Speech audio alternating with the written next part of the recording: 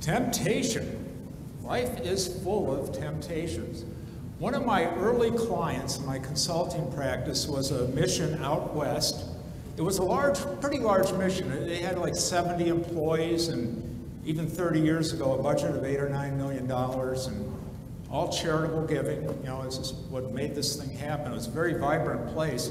And I had the opportunity to be an advisor to the executive director.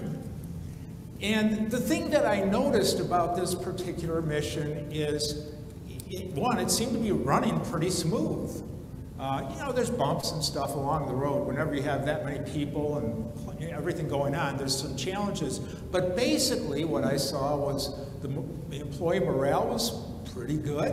The people who were served seemed to be reasonably content, and the mission's reputation in the city was good. So it just seemed okay. Not perfect, but pretty darn good. So I said to the executive director one day, I said, what is your secret to making this happen?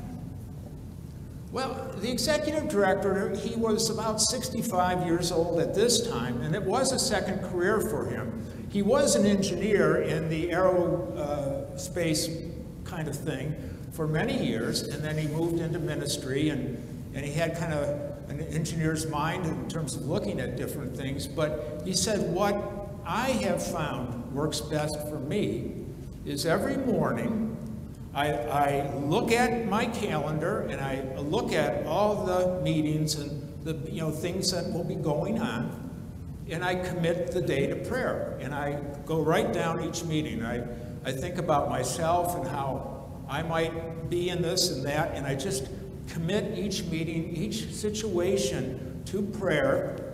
And I do say, let your will be done rather than mine. And I've just done that. And I don't know, I think it makes a difference. And I said, well, that sounds pretty good. Well, as time marched on in my ministry to ministries, a lot of times I went into ministries that were not nearly as well run or organized or peaceful, more challenged than this one. And so I realized if I was going into a very difficult situation, I would ask the head of the ministry the question, how is your prayer life doing? And usually I would get this dumbfounded look, like, do you think that's the problem? My prayer life is not very good. I said, well, I don't know. But it's certainly something we can start with. You're the head of the organization. You look at the issues that are involved, and to start your life a day in prayer and keep focused, that probably will help.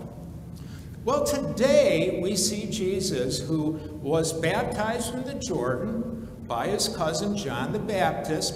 He travels in 1.5 miles west of the river up into a deserted area, and he spends 40 days and 40 nights there to just begin to just kind of reflect, and it's kind of a type of a retreat. But within that retreat, within something that was supposed to be, kind of hard because he didn't eat for 40 days, but he certainly drank, he is regularly tempted. And part of what is happening here as he's in the deserted area for 40 days and 40 nights is he understands, you know what, as I move forward in my ministry, I'm always going to be tempted. There are going to be challenges put right before me every single day, and he certainly was experiencing that in the desert. And then finally, he comes to the end of this time, and the devil's not done with him. The devil comes to him, knowing full well he is ravished. And he says, you've got the power to turn these stones into bread. And then the devil took him to a high top of a mountain, and they looked at all of the nations of the world. And the devil realized that Jesus had an ego, fully God, fully man. He had to have a certain type of confidence in himself to be a leader, and it will always be that challenge of, do I trust in God or do I trust in myself? And Satan understands this, the devil understands this, and he says, you know what? If you worship me, you can have all of this. And then he's not done.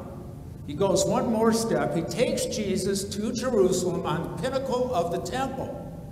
He says, you know, you can do all kinds of amazing works, and I know God will protect you all the way because you are his chosen one.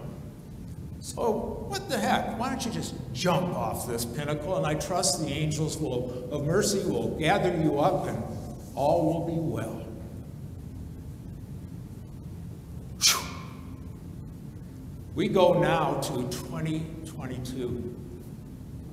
We are disciples of Jesus.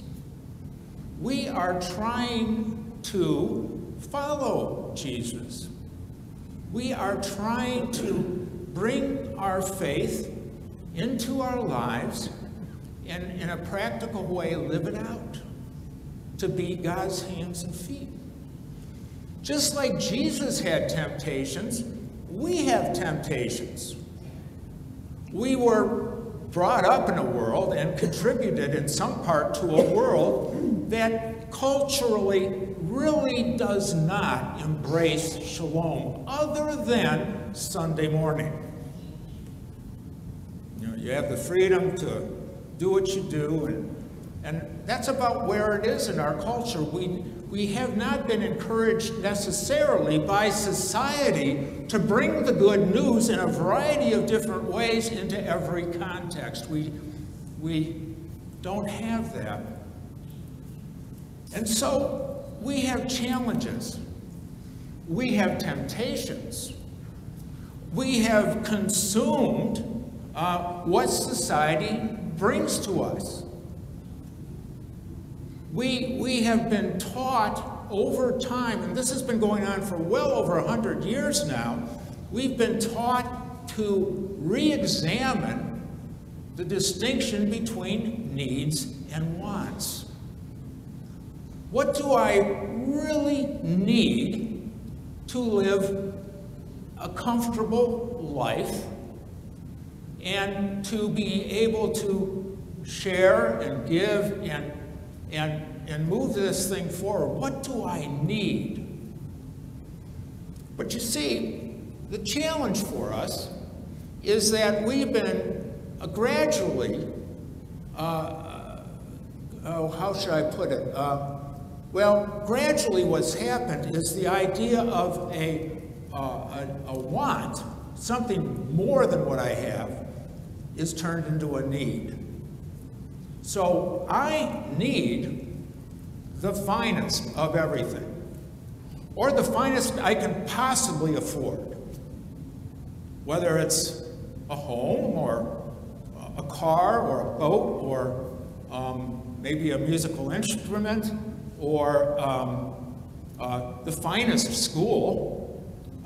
But I'm engineered almost to think about me and then my family, and how can I get the best of everything? Never am I asked the question in our culture, and rarely in school, to think about the steps I take to take care of myself and my family, and then within that measure of consideration to imagine its impact on the world around me. We don't go there. We don't think about living more simply, not to sacrifice greatly, but to just live more simply so that others who are struggling behind us might simply live. See? So we have this incredible challenge to unpack this stuff. And the world does not encourage this. You're not going to hear it from politicians. You're not going to hear it from business leaders. you're just not going to hear it a whole lot.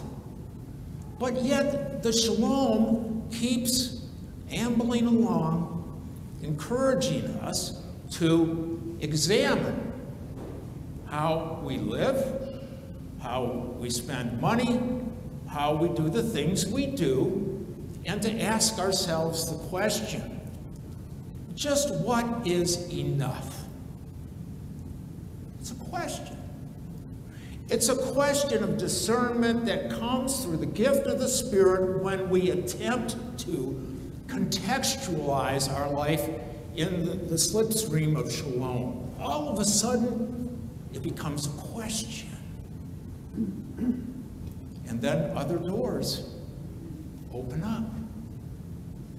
The problem, to a great extent, is that in this world, if we think about the idea of the common good and humans helping humans and lifting one another up, the resources that our cultures have by far crossed the line, the point of diminishing return. We overconsume. We don't really need as much as we have, most of us.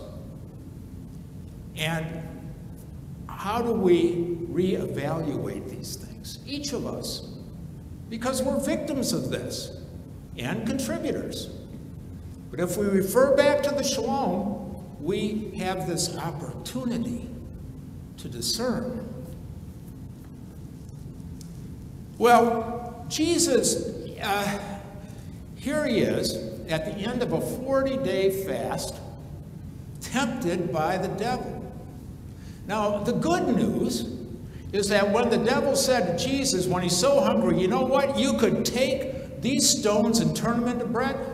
Good news is, Jesus said, no, I'm not going to do that. I'm not going to give in. You can't tempt me to do that. That is not going to happen. I am going to follow my Father. I understand something much bigger than what you're offering me now. What did he say to Satan when he got to the top of that mountain and he sees all the, everything in civilizations and all these sort of things, and you can have all of this? Maybe he's tempted. Of course, he's a little bit tempted. He's a player, man. He's a power player. But he says, no, I am not going to do that. I will not worship you. I will only worship my Father, period. And then the final one, at the pinnacle of the temple in Jerusalem, he says, the devil says, hey, just jump. And Jesus knows he has great powers. He knows there's a lot of things he can do, but he recognizes that what he's called to do is follow the Father's great will. He says, no, I'm not going to put the Lord my God to the test. He was thinking to himself. I remember a guy a long time ago, I think his name was Moses. He sort of put God to the test and was put on the bench. But that's all good news, see. It's good news that Jesus said no. It's good news that Jesus gives us a way to discern powers in our society and world and compare them to a life of faith. That's really good news. Now for us, the good news is we are making that effort. We are on a Lenten journey. We are being exposed to the potential of a life that is infinitely different than what Wall Street and Washington imagines. We have been exposed. We are on the road to Jerusalem with Jesus. We are his disciples. And we are challenged and we are tempted, just like Jesus was. Not only for 40 days and 40 nights in the desert, but for 3.5 years, he was tempted. But he didn't give in, and he never gave up. The good news for us is we have the ability to begin to discern, to ask these difficult questions, to allow the Holy Spirit to really ignite us in new ways as we start to become more free of a world that wants us in chains. And we've got this opportunity to take those next steps. And we don't have to be afraid. We know we are loved beyond measure. We know that God has our back. We know that we can stumble and fall and pick ourselves back up, and God will be right there with us. And that, my friends, is some pretty good news. Amen.